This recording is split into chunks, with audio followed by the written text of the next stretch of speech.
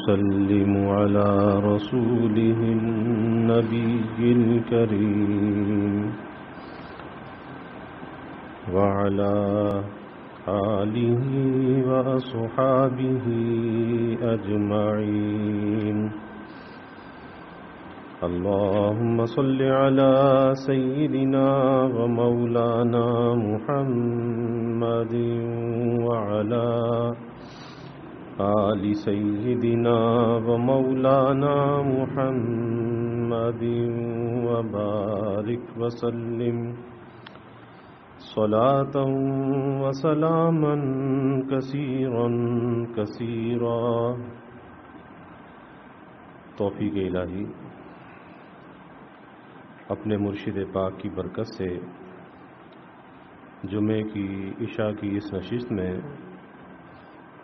امام غزالی رحمۃ اللہ علیہ کی کیمیائے سعادت کا ہفتے وار درس چل رہا ہے. اس کتاب کا جو نواں اصول ہے وہ امر بالمعروف اور نہی عن المنکر کے بارے میں، کہ نیکی کا پھیلانا، لیکن نیکی کی تلقین کرنا اور برائی سے روکنا اور برائی سے خود بھی رکنا، امر بالمعروف اور نہی عن المنکر.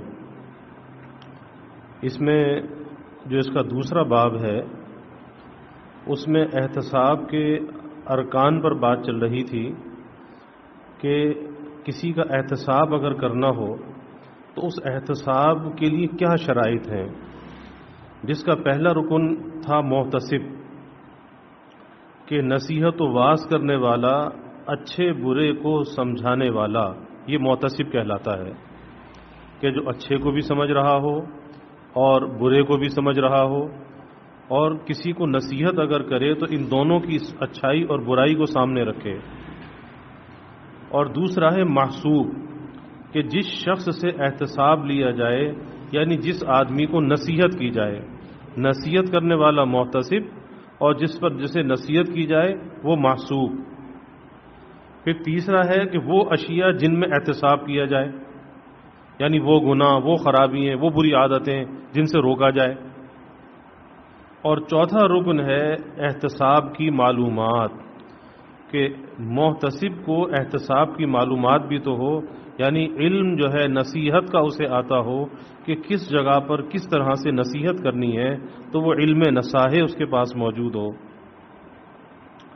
تو پہلی جو شرط ہے وہ محتسب کے لیے، کہ محتسب وہ کیسا ہونا چاہیے.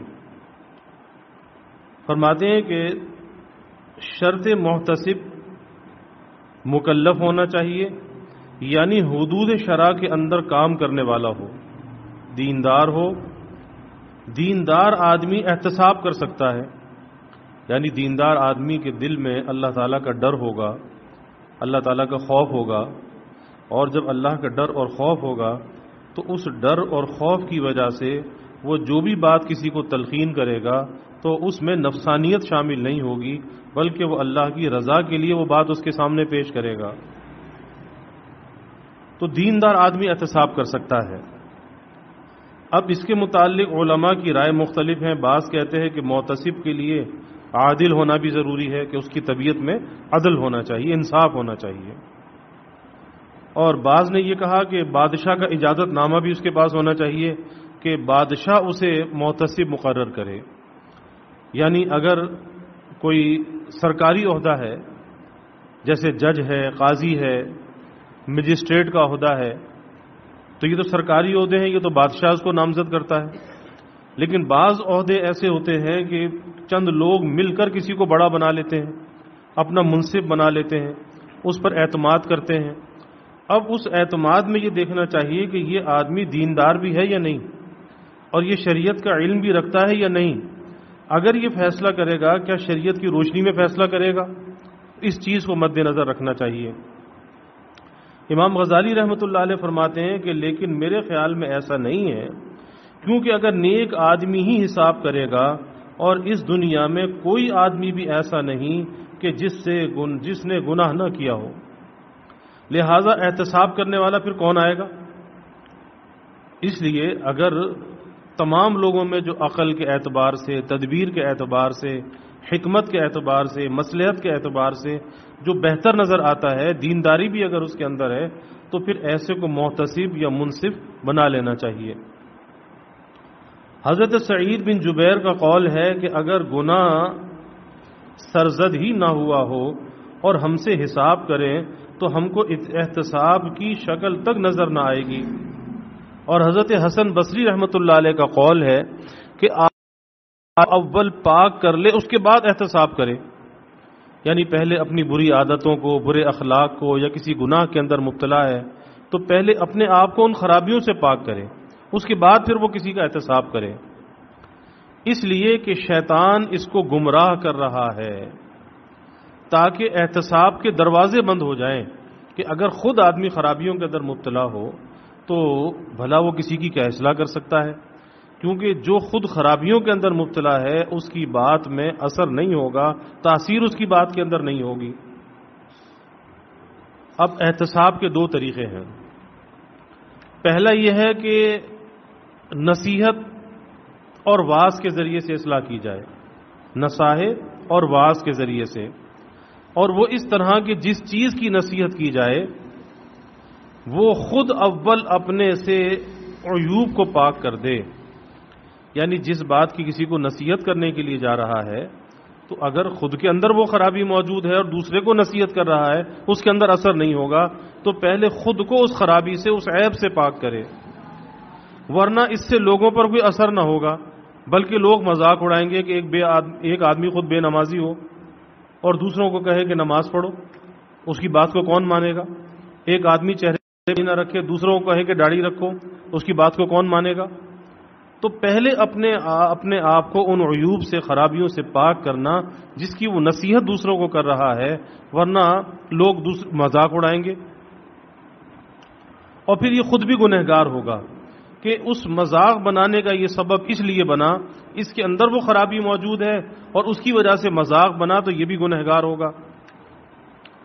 حضور نبی کریم صلی اللہ علیہ وسلم کا ارشاد ہے کہ میں نے شب معراج میں ایک گروہ کے ہونٹوں کو آگ کی قینچیوں سے کٹتے ہوئے دیکھا۔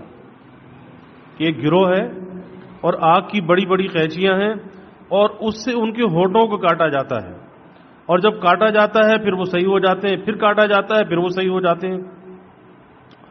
تو دریافت کیا کہ ایسا کیوں ہے؟ جواب ملا کہ یہ وہ لوگ ہیں کہ جو دوسروں کو نصاحت کرتے تھے لیکن خود فسق و فجور میں مبتلا رہتے تھے، خرابیوں میں مبتلا رہتے تھے۔ حضرت عیسیٰ علیہ السلام کو ایک بار ندا آئی کہ اول خود راہ راست اختیار کرو، بعد میں دوسروں کو راستہ دکھاؤ، پہلے خود سیدھے راستے کو اختیار کرو، اس کے بعد کسی کو سیدھا راستہ بتاؤ۔ اور دوسرا طریقہ یہ ہے کہ بالجبر روکا جائے، طاقت سے روکا جائے۔ مثلا شراب کو دیکھ کر اس برتن کو اوندھا کر دیا، چنگ و رباب اور سامان معیشت کو توڑ ڈالے، گانے باجے کے آلات ہیں ان کو توڑ ڈالے، طاقت سے روکے۔ یہ عمل فاسقوں کے مقابل واجب ہے، کیونکہ آدمی پر دو امور لازم ہوتے ہیں، اول یہ کہ خود برے کام کو نہ کرے، اور دوسرے یہ کہ دوسروں کو برے کاموں سے پرہیز کرنے کی نصیحت کرے۔ لیکن اس میں یہ دیکھ لے کہ ہر آدمی کا یہ اختیار نہیں ہے کہ دوسرے کو بالجبر کسی برائی سے روکے، کیونکہ اگر دوسرے کو بالجبر کسی برائی سے روکے گا تو کیا ہوگا؟ فساد ہو جائے گا، جھگڑا ہو جائے گا۔ یہ کام حکومت وقت کا ہے کہ قانون جو ہے وہ حکومت کا سب سے طاقتور ہوتا ہے، اور جو قانون کی طاقت ہے وہ کسی عام آدمی کی طاقت نہیں ہے۔ تو ایسے موقع پر آدمی زبان سے تو برائی کی مذمت کر سکتا ہے، اسے کرنی چاہیے، لیکن جہاں کا طاقت سے روکنے کا معاملہ ہے تو یہ کام حکومت کا ہے، یہ کسی انفرادی شخص کا نہیں ہے کہ وہ انفرادی طور پر کہیں جا کر کسی کی برائی کو ہاتھ سے روکنے لگے تو جھگڑا فساد ہو جائے گا۔ فرماتے ہیں کہ دوسرے یہ کہ دوسروں کو برے کاموں سے پرہیز کرنے کی نصیحت کرے، یعنی اول خود برے کام نہ کرے اور دوسروں کو برے کاموں سے پرہیز کرنے کی نصیحت کرے۔ یہ دونوں امور الگ الگ ہیں۔ بعض لوگ اعتراض کرتے ہیں کہ جو آدمی خود گناہ کرتا ہے تو دوسروں کو منع کرنے کا اسے کیا حق ہے؟ لیکن ان کو سمجھنا چاہیے کہ اگر ایک کام اگر آدمی خود نہیں کرتا اور ایک یہ کہ دوسروں کو منع کرتا ہے تو یہ دونوں الگ الگ باتیں ہیں. جیسے ایک آدمی نماز پڑھتا ہے اور روزہ نہیں رکھتا، تو روزہ خود نہ رکھنے کا عذاب الگ ہے، لیکن نماز کا ثواب الگ ہے، نماز کا ثواب اسے ملے گا. اس لیے بعض اوقات ایسا ہوتا ہے کہ کوئی آدمی اگر خود کسی برائی میں مبتلا ہے اور وہ دوسرے کو اچھی بات کی تلقین کر رہا ہے تو اس برائی کا عذاب الگ ہے، لیکن اچھی بات تلقین کرنے کا ثواب ہے وہ اسے مل جائے گا، بشرطے کہ نیت اس کی صحیح ہو، اس کے اندر اخلاص ہو. اسی طرح کسی گناہ کو خود کرنے کا عذاب الگ ہے اور دوسروں کو منع کرنے کا ثواب الگ ہوگا. یا جیسے آدمی خود شراب پیتا ہے مگر دوسروں کو روکتا ہے تو اس کا ایک عمل باعث عذاب ہے اور نصیحت کرنا یہ باعث ثواب ضرور ہوگا. یہ ناممکن ہے کہ اگر خود شراب پی لے گا تو منع کرنے کا وجوب اس پر سے ساقط ہو جائے گا. کہ ایک آدمی اگر خود برائی کے اندر مبتلا ہے اور دوسروں کو بھی برائی میں مبتلا دیکھتا ہے تو پھر اسے دوسروں کو نصیحت کرنی چاہیے. لیکن وہی بات ہے کہ نصیحت میں اثر نہیں ہوگا کیونکہ لوگ اس کو تانا دیں گے کہ تو بھی تو برائی کرتا ہے، تو بھی تو فلاں خرابی کے اندر مبتلا ہے. لیکن اس اعتبار سے اس کا نصیحت کرنا صحیح ہے کہ اسے اس نصیحت کرنے کا اگر اخلاص کے ساتھ ہے تو ثواب ملے گا اور اس کی بدعمالی کا اسے عذاب بھی ہوگا. دوسری شرط محتسب کی یہ ہے کہ بادشاہوں کے فرمان اور احکامات کی ضرورت نہیں ہوتی محتسب کے لیے، اس لیے کہ علماء زمانہ بادشاہان مملکت کو نصاحت کرنے سے نہ رکتے تھے. اللہ نے علماء کو یہ منصب دیا ہے کہ بڑے بڑے بادشاہوں کے دربار میں بھی انہوں نے کلمہ حق کو بلند کیا ہے، بڑے بڑے بادشاہوں کو نصیحت کی ہے. شیخ ابو الحسن نوری رحمۃ اللہ علیہ دیکھا کہ دریا کے کنارے جا رہے تھے، شراب کے مٹکے اتر رہے کشتی سے، 10 مٹکے شراب کے اترے. پوچھا کہ کس کی ہے؟ کہا کہ بادشاہ کی ہے. تو ڈنڈا ہاتھ میں لیا اور 9 مٹکے شراب کے توڑ دیے، ایک چھوڑ دیا. بادشاہ کو اطلاع ہوئی، بلا لیا، کہا کہ شراب کے مٹکے کیوں توڑے اور 9 توڑے اور ایک کو چھوڑ دیا؟ تو کہا کہ اس لیے توڑے کہ بادشاہ کے لیے شراب لائی جا رہی تھی اور بادشاہ سے فسق و فجور میں مبتلا ہو تو وہ نظام حکومت کو کیا چلائے گا. اور 9 مٹکے اس لیے توڑے کہ جب تک میں ایک ایک مٹکا توڑ رہا تھا تو اللہ تعالیٰ کی رضا کا قصد میرے دل میں تھا کہ میں یہ کام اللہ کی رضا کے لیے کر رہا ہوں، اخلاص تھا. لیکن جب 10واں مٹکا توڑنے لگا تو یہ خیال آیا تو کتنا بہادر ہے، لوگ تو تیری بڑی تعریف کریں گے، تیری تو بڑی واہ واہ ہوگی. اتنا بہادر کہ بادشاہ سے بھی نہیں ڈرا اور سارے مٹکے توڑ ڈالے، بادشاہ کی شراب کے مٹکے توڑ ڈالے، اتنا بہادر. تو کہا کہ میں نے 10واں مٹکا چھوڑ دیا. اگر وہ 10واں مٹکا میں توڑتا تو وہ اللہ کی رضا کے لیے نہ ہوتا، اپنے نفس کے لیے ہوتا، اخلاص نہ ہوتا اس کے اندر. تو بادشاہ نے کہا کہ تمہیں کسی نے محتسب بنایا ہے؟ کس نے تمہیں محتسب بنایا ہے؟ کہا میرے اللہ نے مجھے محتسب بنایا ہے. بس بادشاہ کو ان کی یہ جو ایک بے باکی تھی کہ بادشاہ سے بھی مرعوب نہیں ہوئے، پسند آئی اور بادشاہ نے سرکاری طور پر انہیں محتسب بنا دیا. وہی بات فرما رہے ہیں کہ دوسری شرط محتسب کی یہ ہے کہ بادشاہوں کے فرمان اور احکامات کی ضرورت نہیں ہوتی، اس لیے کہ علماء زمانہ بادشاہان مملکت کو نصاحت کرنے سے نہ رکتے تھے. اگر ان کی تفاصیل بیان کی جائے تو بہت طویل ہے. اس کی حقیقت کو بیان کرنے کے لیے احتساب کے مدارج کا بتا دینا کافی ہوگا، اور وہ احتساب کے 4 درجات ہیں. پہلا درجہ ہے نصیحت کرنا. کس طرح؟ یعنی اللہ کے عذاب سے ڈرانا. اور یہ ہر مسلمان پر واجب ہے کہ کسی کو برائی میں مبتلا دیکھے، بے نمازی نماز پڑھتا نہ دیکھے، ڈرائے. ارے بھائی اللہ کا عذاب ہوگا. جھوٹ بولتا دیکھے تو ڈرائے، اللہ کی پکڑ ہوگی، جھوٹوں پر اللہ کی لعنت ہے. کسی اور گناہ میں دیکھے تو اللہ کے عذاب سے ڈرائے. اس پر تو اللہ کی سزا ہے، تو ڈرانا چاہیے۔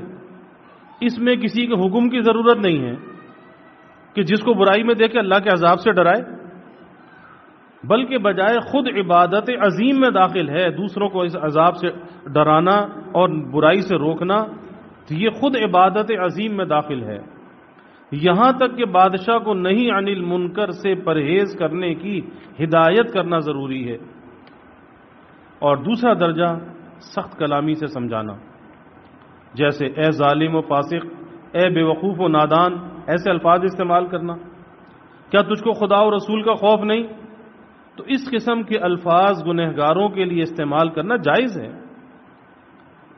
اور اس میں کسی کے فرمان کی ضرورت نہیں۔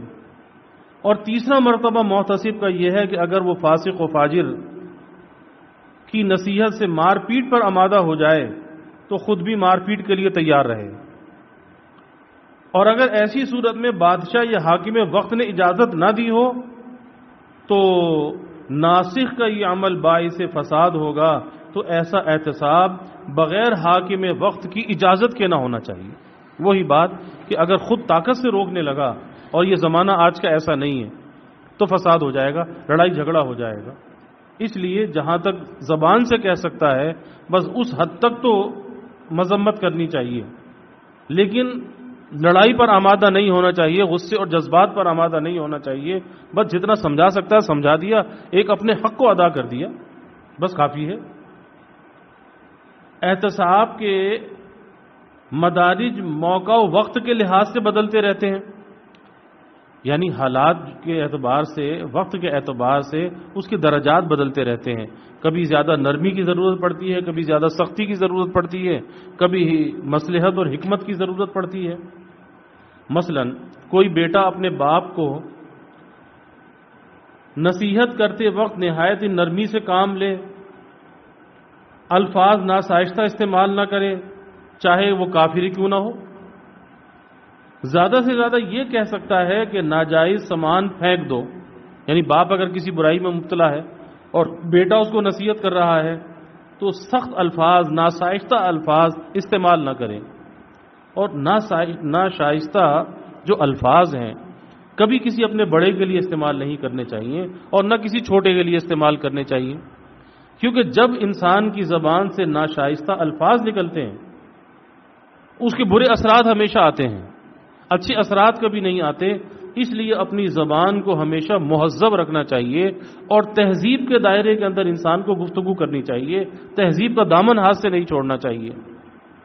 تو نہ کرے، چاہے وہ کافر ہی کیوں نہ ہو، یعنی اگر وہ باپ اگر کافر ہے تو جب بھی اجازت نہیں کہ ناشائستہ جذبات والی گفتگو کرے۔